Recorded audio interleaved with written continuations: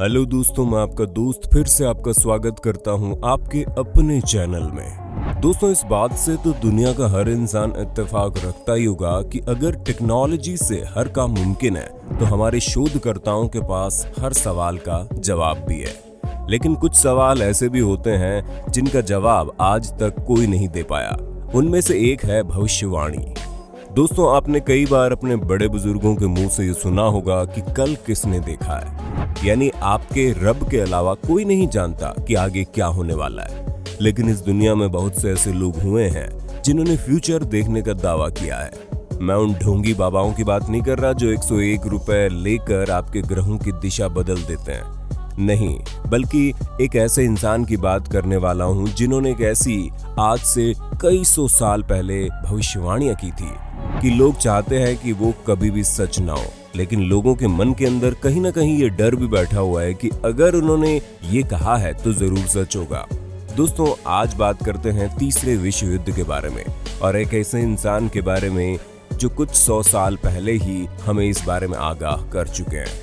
Video शुरू करने से पहले मेरा आप सभी से निवेदन है कि अगर अभी तक आपने हमारे चैनल को सब्सक्राइब नहीं किया है तो जल्दी से हमारे चैनल को सब्सक्राइब कर लें ताकि आगे आने वाली किसी भी वीडियो का नोटिफिकेशन आप मिस न करें। नास्ट्रेदामस फ्रांस के एक भविष्यवक्ता थे। इनका जन्म 16वीं सदी के प्रारंभ में फ्रांस के एक छोटे से गांव में हुआ। इन्होंने प्राकृतिक, राजनीतिक और धार्मिक घटनाओं संबंधी कई भविष्यवाणियां की है। उनकी बहुत सी भविष्यवाणियों को सच होने का दावा भी किया जाता रहा है। 16वीं सदी के इस भविष्यवक्ता की कथित भविष्यवाणियां 20वीं शताब्दी के आम लोगों के बीच बहुत लोकप्रिय हो गई हैं। नास्ट्रेदामस ने तृतीय विश्व युद्ध और जन्म लेने वाले महान राजनेताओं के बारे में बहुत कुछ लिखा है। उन्होंने अमेरिका, जर्मन, ब्रिटेन, रूस, चीन और भारत में महान राजनेताओं के उदय और उनके कार्यों के संबंध में भविष्यवाणियां की है। जहां तक सवाल है तृतीय विश्व युद्ध का, इसके बारे में व्याख्याकारों में मतभेद है। नास्ट्रेदामस के भविष्यवाणियों के प्रमुख व्याख्याकार रेने नूरबरेजन ने यह सिद्ध किया कि तृतीय विश्व युद्ध में कमजोर राजनीतिक नेतृत्व के चलते भारत युद्ध भूमि बन जाएगा। लेकिन भारतीय व्याख्याकार ऐसा नहीं मानते। उनके अनुसार भारत 21वीं सदी में विश्व की शक्ति बन जाएगा। इसके लिए उन्होंने नास्ट्रेदामस की कई भविष्यवाणियों का उदाहरण दिया है।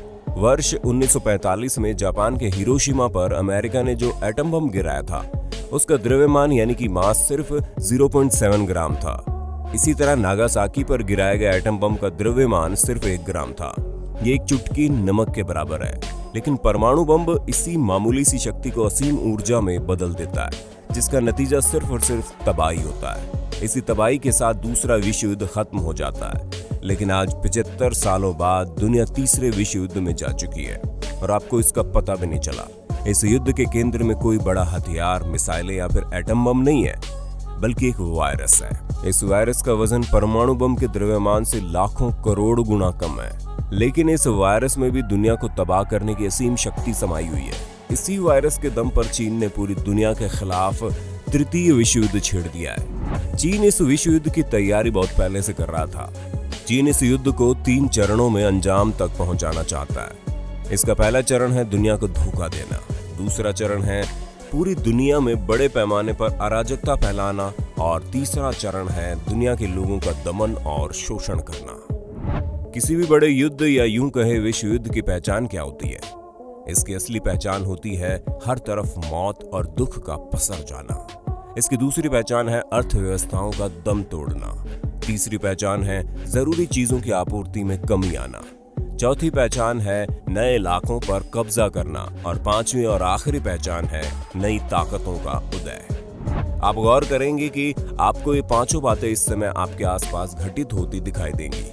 पूरी दुनिया में करीब 90 लाख लोग कोरोना वायरस से संक्रमित हो चुके हैं। 4,50,000 से ज्यादा लोगों की मौत हो चुकी है और अमेरिका जैसा दुनिया का सबसे शक्तिशाली देश इस वायरस से ऐसे लड़ रहा है जैसे वो तीसरी दुनिया का देश हो।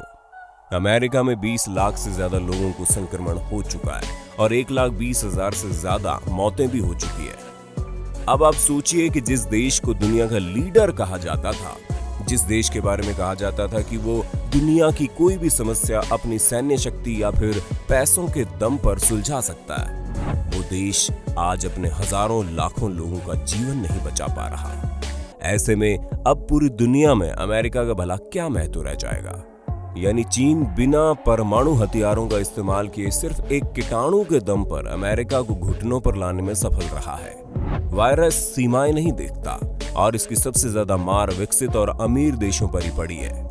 फ्रांस में 7,000 से ज्यादा लोगों की मौत हो चुकी है, इटली में 35,000 से ज्यादा, तो ब्रिटेन में 40,000 से ज्यादा लोग मारे गए हैं। इतना ही नहीं, अमेरिका समेत दुनिया की बड़ी बड़ी अर्थव्यवस्थाएं भी दम तोड़ रही हैं। इसी वर्ष दुनिया की जीडीपी -3 रहने का अनुमान है। 1930 के बाद से सबसे बड़ी आर्थिक मंदी दस्तक दे चुकी है। अमेरिका में करीब 2 करोड़ 60 लाख लोग बेरोजगार हो चुके हैं। अमेरिका में इस समय बेरोजगारी दर 1930 के बाद से सबसे ज्यादा है। फ्रांस जैसे देश में तो प्राइवेट नौकरी करने वाले 50% लोगों के पास आज रोजगार ही नहीं है। चीन इस मौके का फायदा उठाकर पूरी दुनिया में निवेश कर रहा है और बड़ी बड़ी कंपनी सस्ते दामों पर बेच रहा है। यानी चीन चाहता है कि आने वाले समय में आपकी तनख्वाहें चीन से ही आएं। पूरी दुनिया में लोगों की जान बचाने के लिए जिन उपकरणों और दवाइयों की जरूरत है, उनकी भारी कमी हो गई है। चीन अब पूरी दुनिया को घटिया मेडिकल उपकरणों की सप्लाई कर रहा है और उसने इस महामारी के बीच भी मुनाफा कमाने का तरीका ढूंढ लिया है। संयुक्त राष्ट्र का अनुमान है कि दुनिया के करीब 26.5 करोड़ लोगों के पास भोजन की भयंकर कमी हो सकती है। एक अनुमान के मुताबिक करीब 55 ऐसे देश हैं जिनके पास इस वर्ष के अंत तक पौष्टिक भोजन की कमी हो जाएगी। दोस्तों, ऐसा आपको और हमें अब पता चल रहा है और आप लोग सोच रहे होंगे कि मैं लोगों को ये चीज क्यों बता रहा हूँ। तो मैं आपको ये सब इसलिए बता रहा हूँ क्योंकि इस महामारी और तीसरे विश्व युद्ध भविष्यवाणी की पहले ही हो चुकी है। जी हाँ, सही सुना आपने। नूर बर्जेन के अनुसार तृतीय विश्व युद्ध दक्षिण पश्चिम एशिया में जब पश्चिम देशों की संयुक्त सेना अभियान शुरू करेंगी तो मध्य पूर्व सैनिक उपनिवेशों के पास गंगा नदी के मुहाने पर और खाड़ी के आसपास संघर्ष होगा। हो सकता है पाकिस्तान और चीन मिलकर भारत की सीमा में घुसपैठ कर गंगा नदी के मुहाने तक पहुंच जाए। तृतीय विश्व युद्ध के संदर्भ में नास्ट्राडामस लिखते हैं कि अनिश्वरवादी और ईश्वरवादियों के बीच संघर्ष होगा। चीन का धर्म और वहां की सरकार अनिश्वरवादी है। हाल ही में चीन द्वारा पाकिस्तान, श्रीलंका, बांग्लादेश, नेपाल से घनिष्ठता बढ़ाकर भारत की घेराबंदी करना इस बात की सूचना है और चीन के इरादे नेक नहीं है और हमारे राजनेता कुंभकर्ण की नींद में सोए हुए हैं। साथ ही अब तो उन्होंने हमारे 20 जवानों को शहीद करके इस बात पर मोहर भी लगा दी है कि उनके इरादे बिल्कुल भी नेक नहीं है। अब मैं आपको सुनाता हूं उनकी भविष्यवाणी के अंदर क्या लिखा हुआ था। एक सेनापति उत्सुकतावश पीछे भागती दुश्मन सेना की फौज का पीछा करेगा। वो उसके बचाव चक्र को भेदता हुआ अंततः उन्हें रोक देगा। वे पैदल भागेंगे मगर उनसे अधिक दूर नहीं होगा वो।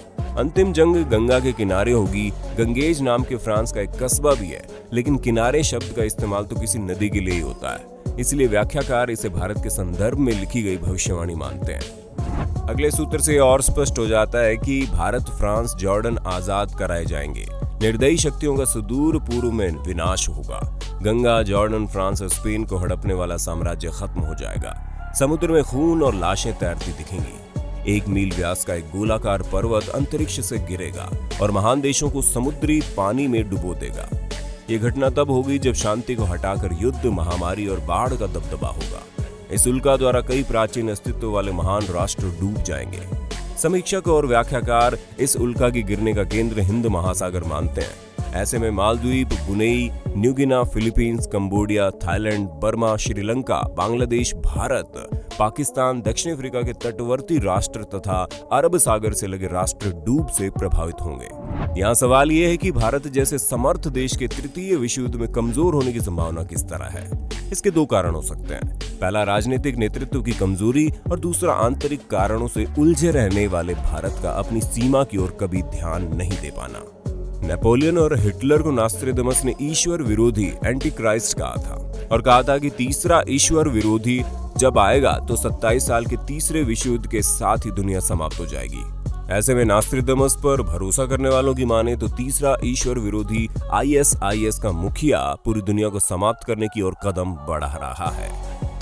माना जाता है कि नास्ट्राडामस ने 16वीं शताब्दी में ही प्रथम विश्व युद्ध, द्वितीय विश्व युद्ध, नेपोलियन के साम्राज्य समेत तमाम भविष्यवाणियां की थी, जो सच साबित हुई है। इसी तरह वर्तमान में पेरिस पर ISIS की ओर से किए गए आतंकी हमले से नास्ट्राडामस की भविष्यवाणी सच होती लग रही है, जबकि दुनिया की महाशक्तियां वर्तमान में IS से युद्ध करने में जुटी हुई है। ऐसे में सवाल ये उठता है कि क्या तृतीय विश्व युद्ध की भविष्यवाणी भी सच साबित होगी? नॉस्ट्रेडमस के अनुसार तीसरे विश्व युद्ध की स्थिति 2012 से 2025 के मध्य उत्पन्न हो सकती है। तृतीय विश्व युद्ध में भारत शांति स्थापक की भूमिका निभाएगा। सभी देश उसकी सहायता की आतुरता से प्रतीक्षा करेंगे। नॉस्ट्रेडमस ने तीसरे विश्व युद्ध की जो भविष्यवाणी की है, उसी के साथ उसने एक ऐसे समय, ऐसे महान राजनेता के जन्म की भविष्यवाणी भी की है जो दुनिया का मुखिया होगा और विश्व में शांति लाएगा। लेकिन ये महान व्यक्ति कहाँ जन्म लेगा, इस बात को लेकर मतभेद है। नॉस्ट्रेडमस के अनुसार 21वीं शताब्दी में तीसरा विश्व युद्ध होगा जो मेसोपोटामिया की पवित्र भूमि से जुड़ेगा। भविष्यवाणी के अनुसार ईश्वर के विरोधी ही तीसरा विश्व युद्ध छेड़ेंगे और ईसाई धर्म को मानने वाले देश आंदोलन से हैरान होंगे। धर्म बांटेगा लोगों को, काले और सफेद तथा दोनों के बीच लाल और पीले अपने अपने अधिकारों के लिए भिड़ेंगे।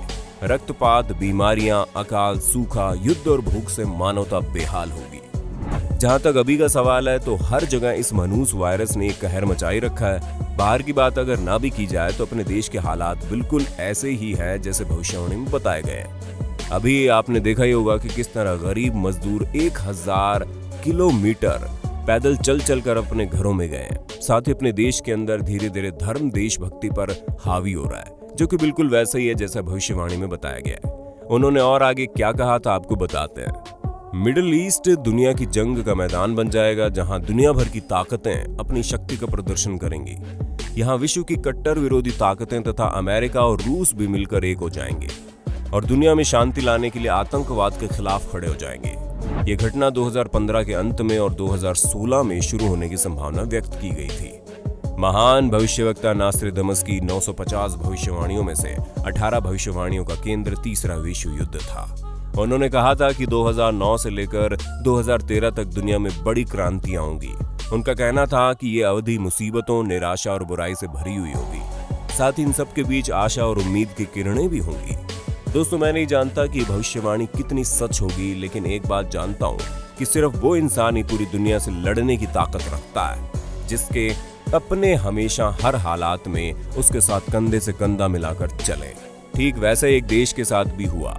अगर हमारे देश के सभी वर्ग चाहे तो वो अमीर या गरीब या मिडिल क्लास के हों, सभी धर्म चाहे वो हिंदू हो, मुस्लिम हो, सिख हो या फिर ईसाई, जब तक हम एक साथ मिलकर एक सोच के साथ, देश के साथ और देश की आर्मी के साथ कंधे से कंधा मिलाकर खड़े नहीं होंगे, तब तक हमारा देश चीन या किसी भी बड़ी शक्ति का सामना नहीं कर सकता। खुद को इतना तैयार रखो कि कल अगर भारत माता खून मांगे तो कम से कम एक घर से एक बेटा जाए शहीद होने। बस दोस्तों, आज की वीडियो में बस इतना ही। अगर वीडियो पसंद आई तो वीडियो को लाइक कर दें, अपने दोस्तों के साथ शेयर कर दें और अगर अभी तक आपने हमारे चैनल को सब्सक्राइब नहीं किया है तो जल्दी हमारे चैनल को सब्सक्राइब कर लें। साथ ही बेल आइकन को भी दबा दें, आने वाली वीडियो की नोटिफिकेशन आपको मिल जाएगी।